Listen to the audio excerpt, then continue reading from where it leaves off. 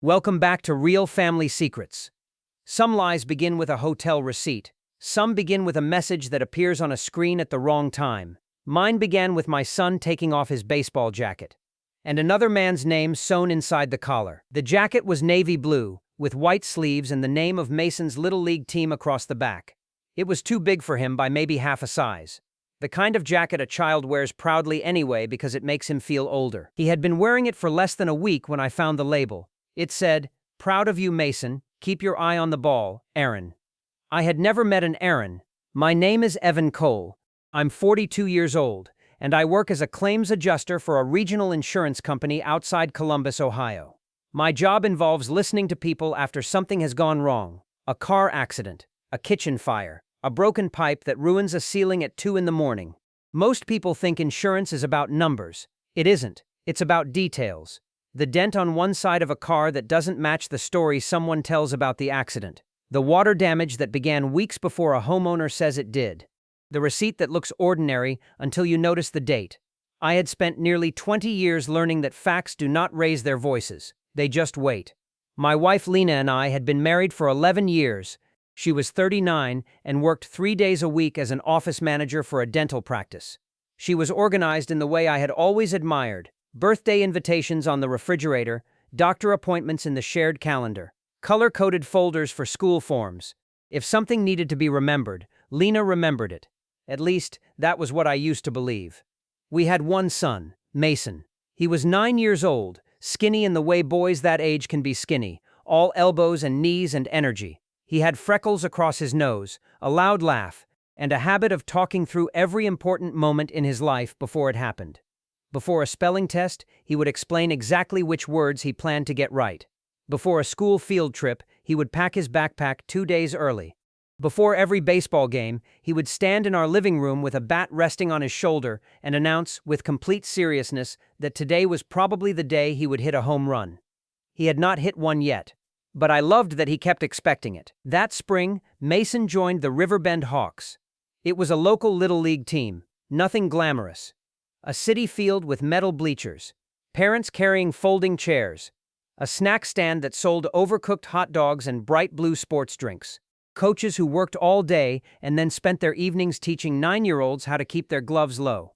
But to Mason, it was the major leagues. The first time he put on that gray uniform, he stood in front of the hallway mirror for 5 full minutes. Then he looked at me and said, "Dad, do I look like someone who could hit a double?" I told him he looked like someone who could hit whatever he kept practicing for. Lena came to his first 2 games. She brought sunflower seeds. She shouted louder than I did. She took pictures every time Mason stepped onto the field, even if he was only walking toward the dugout. For a while it felt ordinary. And ordinary had always been enough for me. The Riverbend Hawks were not a wealthy league. The field needed repairs.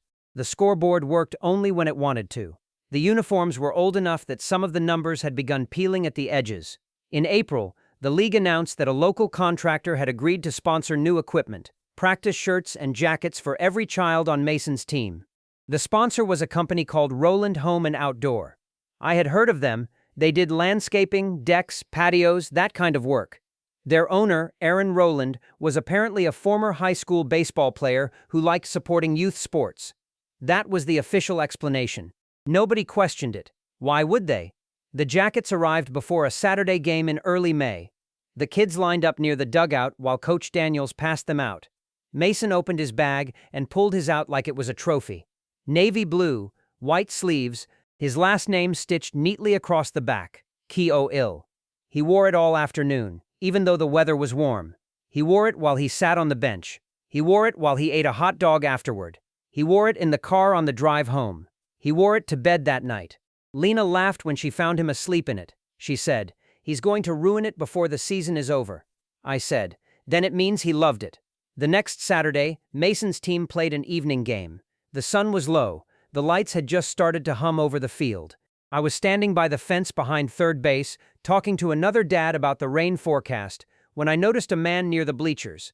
He was not dressed like most of the parents. No folding chair, no cooler, no child's name written on the back of a team sweatshirt. He wore khaki pants, a clean dark pullover, and a silver watch that caught the field lights every time he moved his hand. He was watching Mason, not the game. Mason, At first, I told myself I was imagining it. Mason was playing shortstop. The ball went to him twice in the first inning. Maybe the man was just watching the action.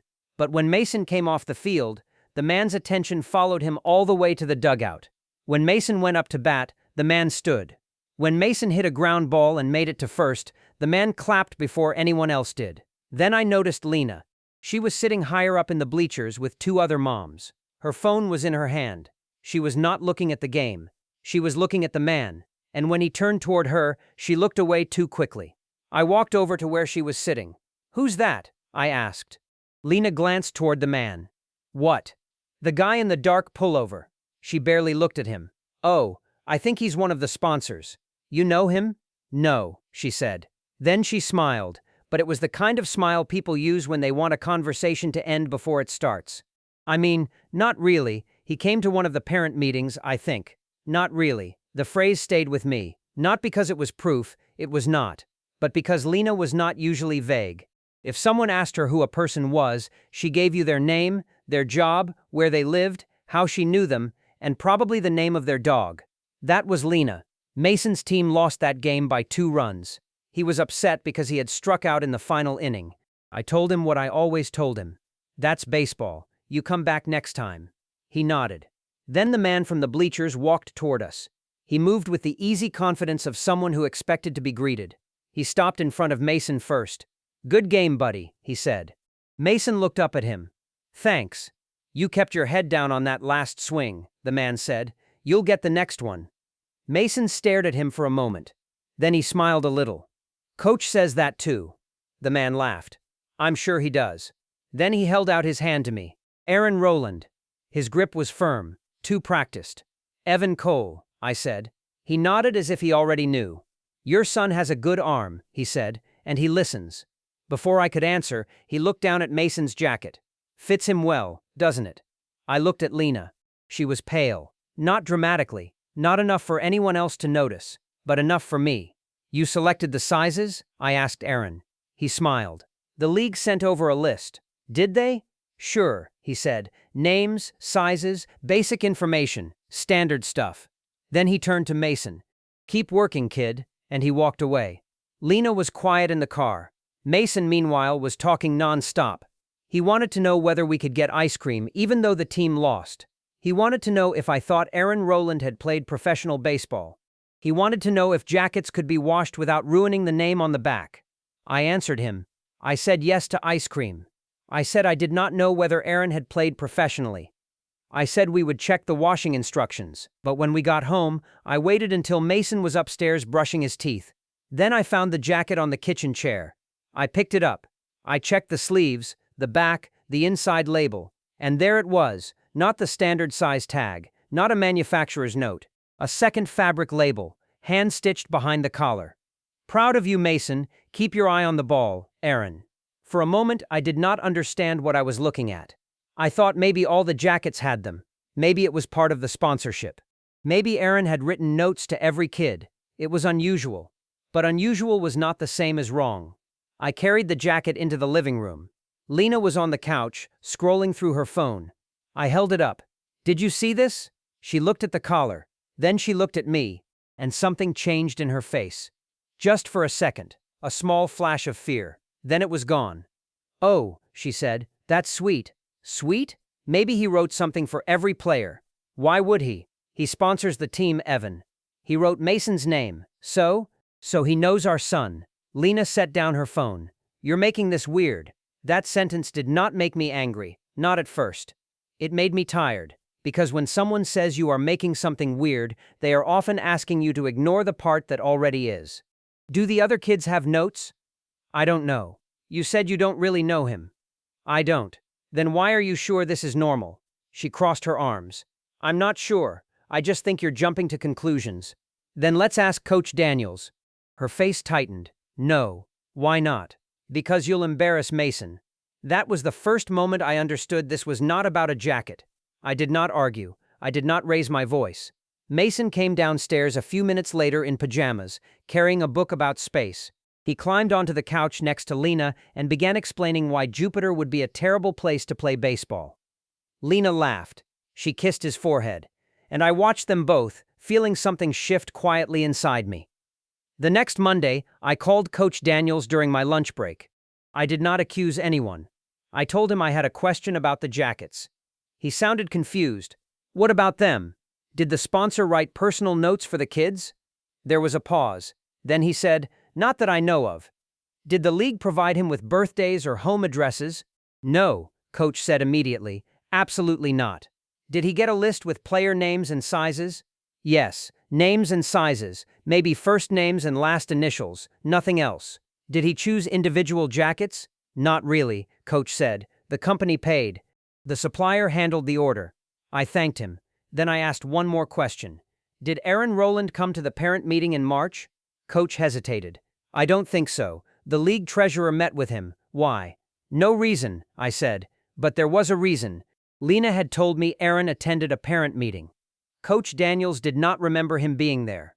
That evening, I took Mason to practice. Lena said she had to stay late at work. She had a problem with payroll. That was not unusual. She worked in an office. People had payroll problems. But once you notice one inconsistency, ordinary explanations begin to feel heavier. Practice ended at 7. Mason was tired and dirty and proud because he had caught a line drive during drills. As we walked toward the parking lot, he said, Dad? Yeah? Mister? Aaron said he might come to my game on Saturday. I stopped walking. What did he say? He said sponsors like seeing the team improve. When did he tell you that? Last game, when you were talking to Coach. I had not been talking to Coach. I had been buying Mason a blue sports drink at the snack stand. Did Mom hear him say that? Mason shrugged. She was there.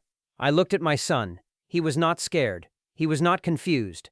He was just telling me something he thought was normal. That made it worse. Okay, I said. Thanks for telling me. Then I changed the subject. I asked him whether he wanted tacos for dinner. He said yes, but only if we got the kind with extra cheese. On Saturday, Lena said she was going to visit her sister before the game. Her sister lived about 40 minutes away.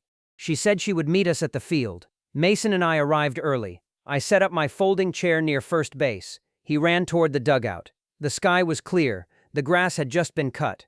For 10 minutes, I almost convinced myself I had been unfair. Maybe Aaron was simply an overly involved sponsor. Maybe Lena was embarrassed because she thought I would make a big deal out of nothing.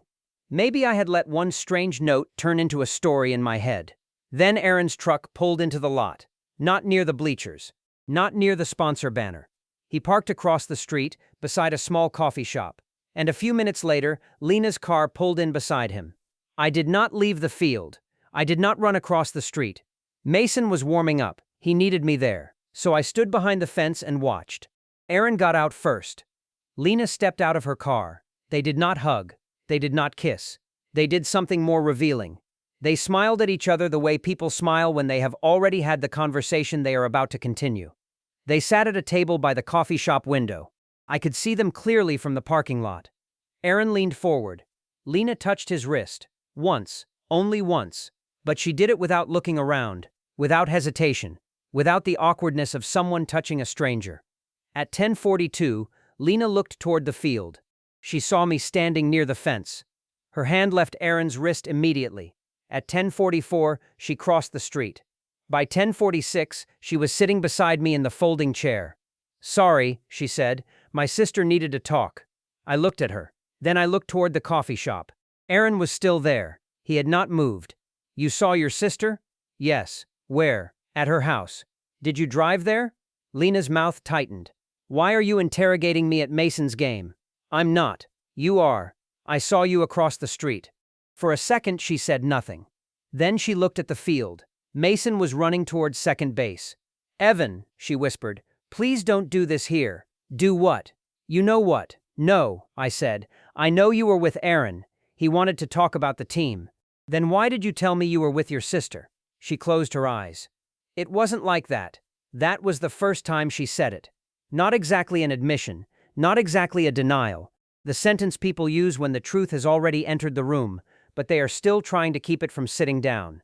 Mason came to bat in the bottom of the second inning. I watched every pitch. Lena sat beside me, silent.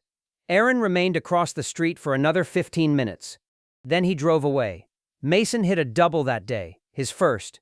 He ran to second base with his helmet crooked and both arms lifted like he had won the World Series. I stood and cheered. Lena cheered too. And for a few seconds, we looked like a family from a distance. I think that was the hardest part. We were still capable of looking normal. That night, after Mason went to sleep, I sat at the kitchen table with my laptop. I did not search Lena's phone. I did not access anything private. I did not follow her anywhere again. I had seen enough to know I needed to act carefully. I opened the shared household account, the one we both used for groceries, utilities, Mason's activities, and ordinary expenses. There were several payments to Roland Home and Outdoor. At first I assumed they were connected to the sponsorship. Then I looked closer. The payments were not from Aaron's company to the league. They were from our household account to his company. 3 payments over 6 months, each one listed as yard estimate or property consultation. We did not own a property that needed work. We lived in a town home. Our yard was managed by the association. The amounts were not enormous. $400, $650, $800. Small enough to disappear among normal expenses if you were not looking. But I look at claims for a living. I know the difference between an accident and a pattern. The next morning, I called the number listed for Roland Home and Outdoor. A receptionist answered. I said I was checking on several invoices billed to my address. She asked for the name. I gave it. Then she said, "I'm sorry, sir. We don't have any active or previous service orders at that address." "Are you sure?" "Yes." "Do you have invoices under Lena Cole?" Another pause. Then she said, "I'm not able to discuss other client information, but I can tell you there was no landscaping work performed at your home." That was enough. I called my friend Marcus Hale. Marcus was a family attorney. We had met years earlier through a neighborhood volunteer project. He knew I worked in insurance, and I knew he spent most of his life explaining to people that panic was not a strategy. I told him the facts, not my theories. The note in the jacket, the lie about the parent meeting, the coffee shop, the payments from our joint account, the information I had received through ordinary channels. He listened carefully. Then he said, "Do not make more payments from that account without understanding what they are for. Keep copies of the statements. Do not access private accounts or devices. And do not involve Mason in adult questions." I wouldn't. "I know," Marcus said, "but when people are hurt, they sometimes ask children questions they should never have to answer." I thanked him. That sentence stayed with me. The following Tuesday, the Riverbend Hawks held a league committee meeting. Coach Daniels had asked parents to attend because the league was planning summer fundraising. Lena did not know I was going. She had told me she would be there as a volunteer. Aaron Rowland was also expected to attend as the sponsor. I knew because his company name was on the agenda. Before the meeting, I arranged for Mason to spend the evening with my older sister Claire. Claire had 2 daughters, a loud golden retriever, and the rare ability to make pizza night feel like a major holiday. Mason loved going there. I told him Aunt Claire needed his help teaching his cousins how to swing a bat. He believed me, and I was grateful he did. The committee meeting took place in a small room behind the field concession stand. Metal chairs, coffee in cardboard cups, a whiteboard with the season schedule written in blue marker. Parents came in carrying notebooks and tired expressions. Coach Daniels sat near the front. The league treasurer sat beside him. Lena arrived 5 minutes later. She saw me. Then she saw the folder in my hands, and she stopped walking. Aaron came in after her. He was wearing a button-down shirt this time. No sponsor pullover. No easy smile. He looked at me once, then immediately looked away. Coach Daniels began with field repairs, then uniforms, then the summer tournament. After 20 minutes, the treasurer stood and thanked Roland Home and Outdoor for its support. Aaron nodded politely. He talked about youth sports, community investment, giving kids opportunities. He sounded like a man reading from a brochure about himself. Then Coach Daniels asked whether there were any questions. I stood up. My hands were steady. That surprised me. "I have one," I said. The room turned toward me. I looked at the treasurer. Did the league authorize sponsor donations to be directed through individual family accounts? The treasurer frowned. No. Did the league approve any private gifts from sponsors to specific players? No, he said slowly. Why? I placed Mason's jacket on the table. I opened the collar. I showed them the stitched note. The room went quiet. Not dramatic quiet, not movie quiet. The real kind. The kind where people stop moving because they are trying to understand what they are looking at. Coach Daniels picked up the jacket. He read the note. Then he looked at Aaron. "Aaron?" he said. Aaron stood. This was a personal encouragement note, he said.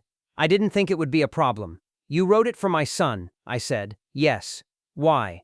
Aaron looked at Lena, then back at me. I support the kids. Do all the kids have notes? He did not answer. The treasurer looked uncomfortable. Mr. Rowland, she said, did you receive private information about any of the players? No, he said quickly. Then how did you know Mason's full name? Aaron's face changed. Only slightly. But I saw it. The same way I saw cracks in a statement when someone had rehearsed only half the truth. Lena stood up. Evan, this isn't fair. I turned toward her. No, I said quietly. It isn't. Her eyes filled. Please, not here. You used our joint account to send money to his company.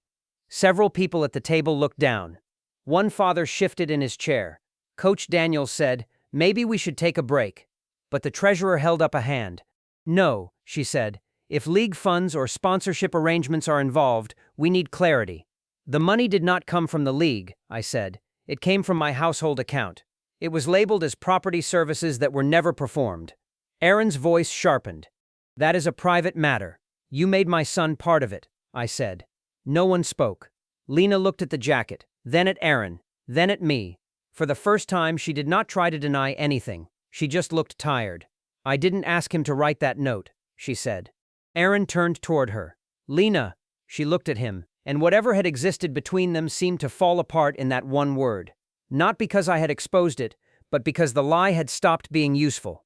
You didn't ask, she continued. But you knew it was wrong. Aaron's jaw tightened. This is not the time. It was never the time, she said. Coach Daniels stood. His voice was calm but firm. We're ending this meeting. He looked at Aaron. The league will review all sponsorship activity. Until then, your company will have no contact with players, team families, or league operations. Then he looked at Lena. We'll also need you to step away from volunteer responsibilities while this is sorted out. Lena nodded once. She did not argue. That was all. No shouting. No one slapped a table. No one demanded that anyone confess to every detail. Just consequences. Quiet ones. The kind that remain after everybody goes home. Outside, the parking lot was nearly empty. The field lights were off. The scoreboard had gone dark. Lena stood beside her car, holding her purse in both hands. Aaron was across the lot. He looked as if he wanted to say something to her. Then he saw me, and he got into his truck. He did not look back. Lena waited until he drove away. Then she turned to me. It started in January, she said. I said nothing, she continued. He came to the dental office about a renovation project. We started talking, then he got involved with the league. I thought it would stop. Did it? No. Did you use our money to pay him? She nodded. He was having problems with cash flow. I told myself it was temporary. You gave him money. I was going to replace it. With what? She looked down. She did not have an answer. Did you tell him things about Mason? Her eyes closed. Nothing important. His birthday? She said nothing. His practice schedule? Still nothing. The size of his jacket? Lena began to cry, quietly. I never thought he would cross a line with Mason. I looked at her. Lena, the line was crossed when you let him believe he had a place in our son's life that he had not earned. She covered her face. I'm sorry. I believed she was sorry. But I had learned that night that sorrow and repair were not the same thing. I'm staying at Claire's tonight, I said. Mason is there? Yes. Can I see him? He's asleep. Please, Evan. Not tonight. She looked at me then. Really looked at me. Maybe for the first time in months. Maybe for the first time in years. You can talk to him tomorrow, I said. You can tell him you love him. You can tell him none of this is his fault. But you will not tell him details that make him feel responsible for adult choices. She nodded. I won't. And you need to find somewhere else to stay for now. Her shoulders fell. She nodded again. The next few months were difficult in all the ordinary ways difficult things are difficult. There were meetings, documents, conversations with attorneys, conversations about schedules, conversations about how to explain a separation to a child who only wanted to know whether both parents would still be at his next game. The hardest questions are often the simplest ones. Mason noticed that Lena was no longer sleeping at home. He noticed that I was quieter. He noticed when I drove him to practice alone. One night, while I was packing his glove and cleats for Saturday's game, he stood in the kitchen doorway. Dad? Yeah? Is Mom mad at you? I stopped folding his uniform. I wanted to tell him the whole truth. Not because he needed it, because I was tired of carrying it. But children should not have to carry what adults were too selfish to hold themselves. Mom and I are working through grown-up problems, I said. Are we still going to baseball? Yes. Is Mom? Yes. He was quiet for a moment. Then he asked, did I do something? That question hit harder than the note in the jacket, harder than the coffee shop, harder than every lie. Because children always look for themselves inside the things adults break. I walked over to him. I put my hand on his shoulder. No, I said, you did nothing wrong, nothing. But everybody was weird at the meeting. I know. Was it because of my jacket? I took a breath. The adults made some mistakes. The jacket was part of something they should have handled better. Am I in trouble? No, buddy, you are not in trouble. You never were. He looked at me for a long time. Then he nodded. Okay. A few seconds later, he said, can I still wear it? I looked at the jacket on the counter. The navy blue fabric, the white sleeves, his name across the back, and inside it, another man's words. For weeks, I had thought of that jacket as evidence, a thing that proved I had not imagined the crack in our family, but it belonged to Mason, not to Aaron, not to Lena, not to the worst night of my life. Yeah, I said, you can still wear it. Really? Really? But the note, we'll take it out. And that was what we did. The next morning, I carefully removed the stitching from inside the collar. I did not tear the jacket. I did not throw it away. I did not make Mason watch. I took out the small white label, folded it once, put it in a folder with the rest of the documents I needed to keep. Then I stitched a plain piece of navy fabric over the place where it had been. Not perfect, not invisible, but clean. The Riverbend Hawks finished the season in third place. Mason never hit a home run. But in the final game, he made a diving stop at shortstop. He got dirt on his uniform, grass stains on his pants, and a scrape on his elbow that he showed everyone like it was a medal. After the game, Coach Daniels handed him a small certificate. Most improved player. Mason held it against his chest all the way to the car. Dad, he said, do you think this means I'm getting better? I smiled. I know you are. Lena came to that game. She stood near the back of the bleachers. She did not sit beside me. Not yet. Maybe not ever again. But she clapped for Mason, and when he looked toward the stands, she waved. He waved back. A year later, Mason started another season. He was taller, still skinny, still serious before every game, but he no longer needed to sleep in his team jacket. He had outgrown it by then. One Saturday morning, he found it in the back of his closet. Dad, he said, holding it up, can we donate this? To who? The little kids' team. Somebody might need it. I looked at the jacket, the one that had changed everything, the one that had once felt too heavy to touch. Then I looked at my son, and I understood that he had already moved farther than I had.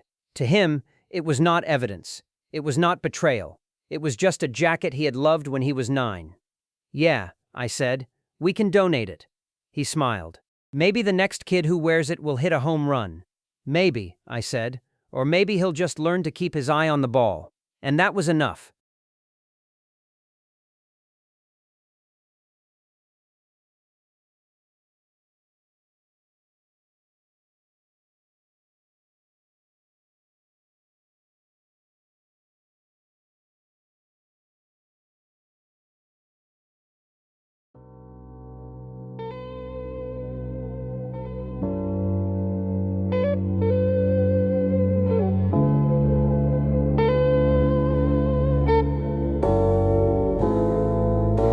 The room glows with memories, your perfume swirling in the late afternoon. I run my fingers over the tattoo you traced on my skin. Heartbeats sync, skipping rhythm over silent truth.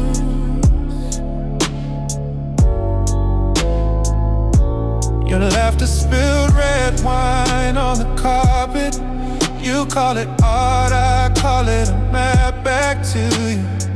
We paint confessions on broken picture frames, wrapped in your hair, tangled in secrets I'm not trying to escape. Heavy with longing, I draw promises on steam glass. You question everything, but I'm steady as your shadow. Even when you fold your words, I read between the lines. Let's step past boundaries with no excuse. You catch me falling, I never ask for rescue. If tomorrow tears us apart, let tonight be truth. Trace your name and breath on my window.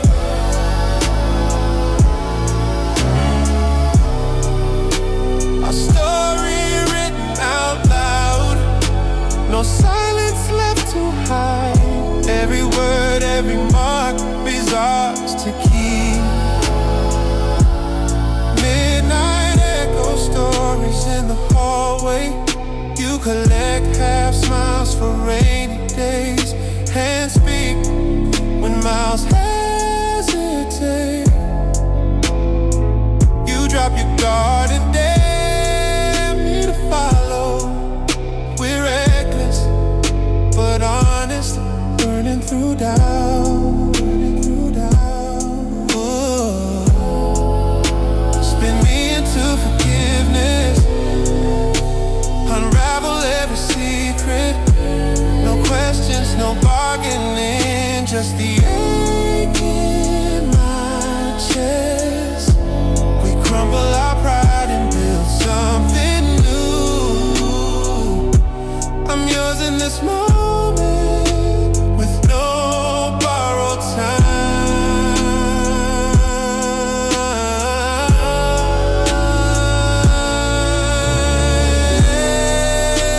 Tomorrow tears us apart, let tonight be truth. Trace your name and breath on my window.